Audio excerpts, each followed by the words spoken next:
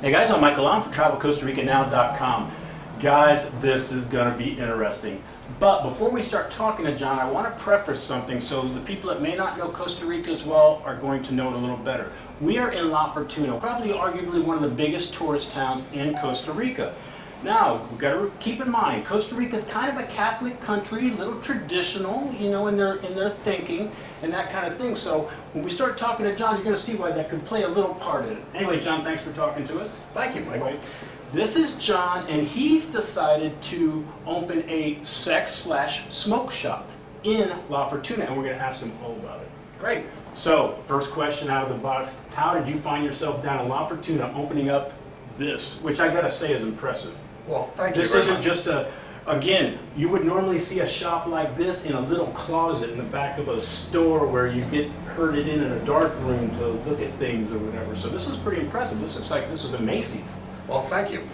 First of all, I'm from Las Vegas, and so I come from the traditions of having big, open, full of glass, lots of open ideas and so on, and beautiful graphics, and we have to compete in Vegas for all kinds of people off the street would like to find a good spot. So you know how to do things. I do know how to do things and done retail before, but when we came here, we found that these shops are, as you say, they were small, quiet, dark, out-of-the-way shops, and I knew that the country needed to have one of each of these kind of shops because there is nothing like it in the country. Because of the tourism here, we decided to open the shop here. But as locals living here, this is kind of a, guys, if you don't know, this was a farming town before it became a tourist attraction because of the volcano. So some of their thinking is maybe a little bit more traditional. So when they heard you were coming, opening up this massive sex smoke shop type of thing, what kind of response did you initially get?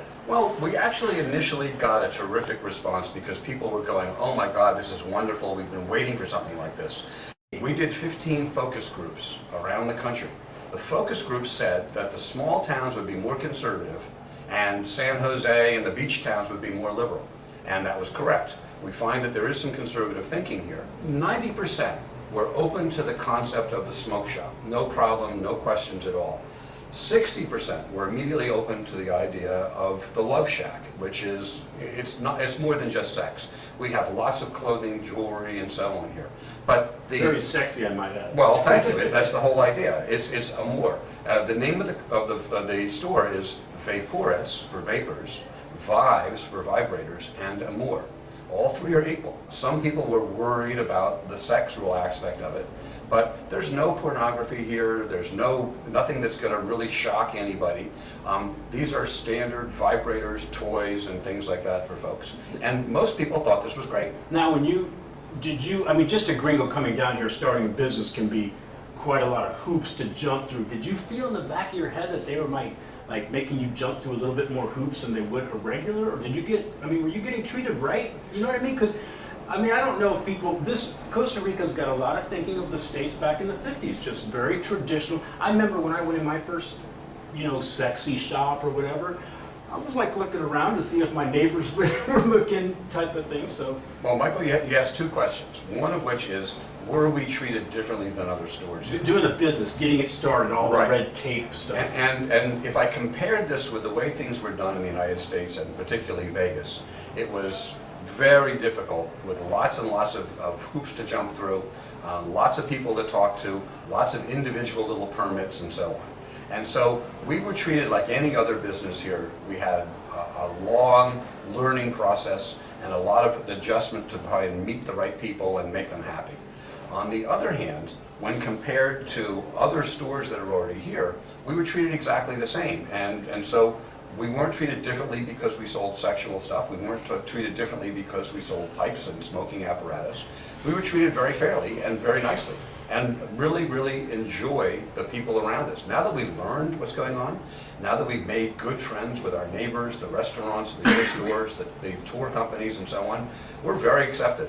And our customers come in until midnight, every night. We're open every day till midnight. Now, did you get a lot of, do you have a lot of people helping you through this process? Or did you come down here, you're doing it kind of yourself, or did you have your team of you know, a lawyer and your people? Well, I've opened and closed, over 50 different businesses over my lifetime. I know how to open a store and I know how to do that. Down here, we did what I always do is get the very best attorneys, the very best accounting, the very best business analysts, marketing people, and so on.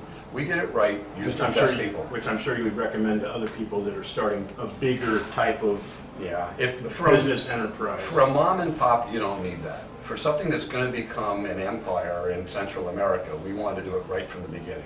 Right. So we were very careful to do it all in the long term. This is a 25-year project as far as I'm concerned. This will continue to grow and do well. We've had very, very good success here. We're opening the other stores and so on. Now how long did it start from when you, not the idea of having this, but when you actually started, you know, pounding the pavement, doing this, how long did the process take to get where we're here right now? It was June of last year, so call it 11 months. But we actually opened up at Christmas. So if you're really talking 6.5 months, and we were open for business.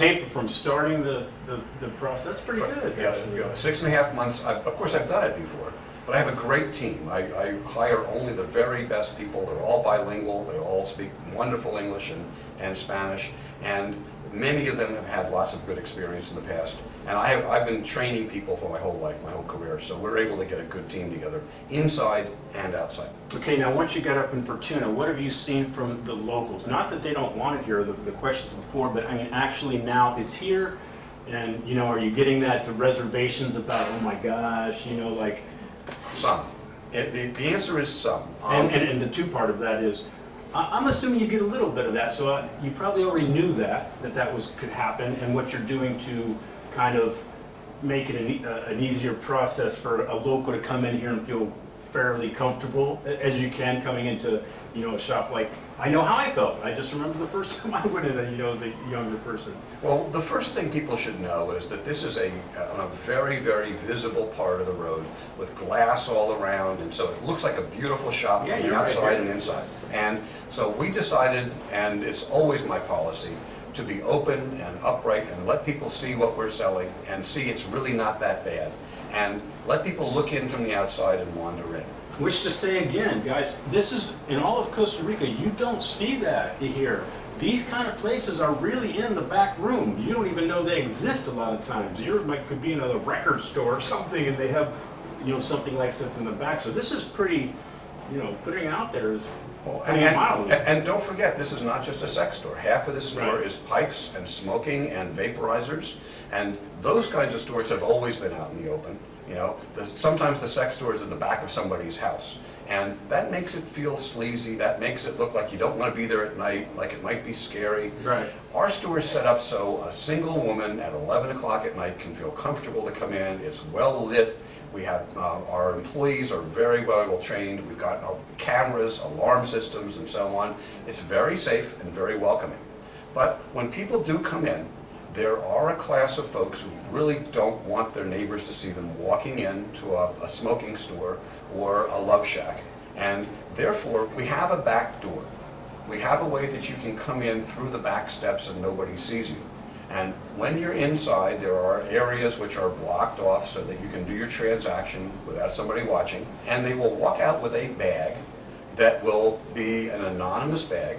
And in it could be a crazy item for sex, or it could be just a nightgown. It could be a beautiful dress they're going to take to a dance or to a disco that night. And when you see our clothing, you'll see why. So people will not know what you bought there.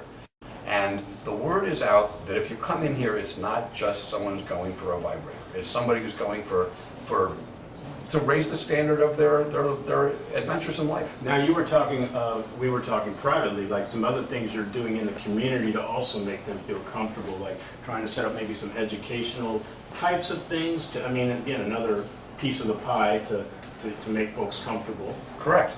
We have an arrangement with the Ministry of Health for the country of Costa Rica, and we're working with them to set up educational sessions, some free, some for money, on everything from basic women's health and women's reproductive rights and women's reproductive organs and so on, and very helpful, what makes people pregnant, what makes people, what kind of condoms, education, it's important for us to be parts of the community and to go for this. Is there anything you would have done differently now that you've gotten here, but you're kind of going, well, I would have saved a lot of time and money if I would have done this? Because this is expat videos, people coming down here, and people are thinking about starting a business. I would like you to say some of the, just as a business thing, Sure. maybe some of the advantages, the way you did it, some disadvantages you saw, some recommendations that you would give other people starting, not this business, but a business a little bit bigger. Well, like any business, the number one thing you want to do is identify your potential customers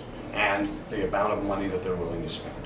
And so when you come in and open up a business, you need to do focus groups. You need to get 50 or 60 people and ask them lots of questions.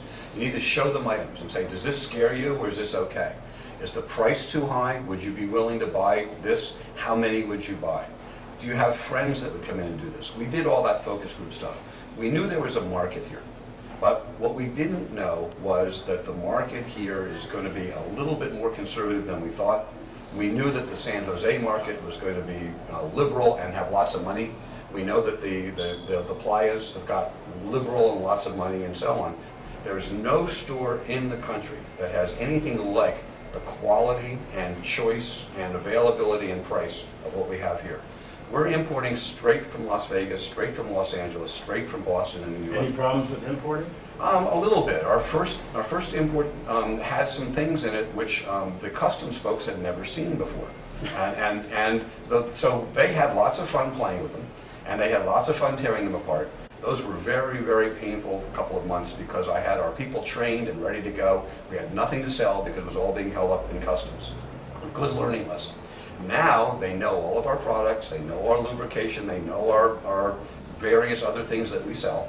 They're perfectly happy, we get waved through in a couple of days and we're in good shape. So a good lesson for people who are bringing in stuff for sale is you have to educate the folks down at customs first with what you're going to do. Had I known better, I think I would have gone down there and spent 2 days and shown them our products and said, here's what we have, here's why they're worth what they're worth, and here's some, make sure that they weren't worried.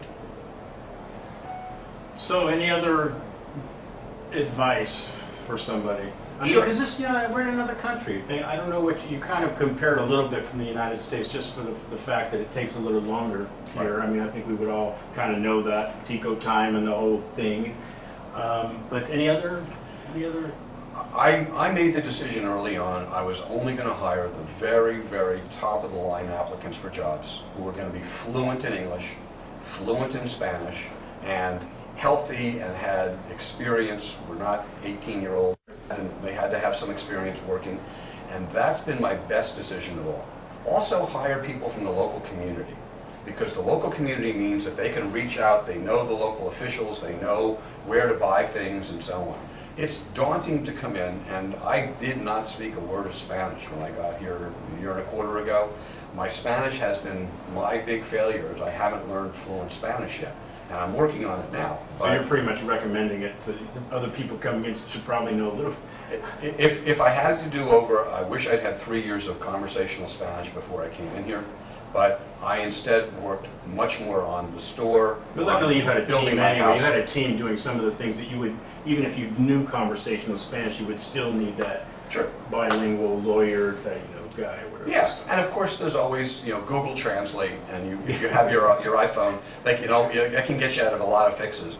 So is it okay if I give somebody your email address right about here? Did they have any need to contact you, or would you go? No, we'd be happy to. Okay, And- so we're gonna put John's email address if you want to contact him about anything, whether it has to do directly with the shop and shopping or Sure. whatever, or your websites, because I Sure. know you have stuff you can shop on websites and things. We do. We'll probably be talking to John again, and I'm sure there's going to be a million more questions. Well, what I'd like to do is put it on Facebook and give you our Facebook page as well. Well, we'll get it all. We'll be out there. Good. Anyway, John, thanks for talking to Michael, us. thank you so much. I think it's very helpful. Anyway, guys, I'm Michael Lown, travelcostaricannow.com. Peace, guys. Hope it helps. Thank you. Hey, that's my line. Thanks, John. See you guys next week.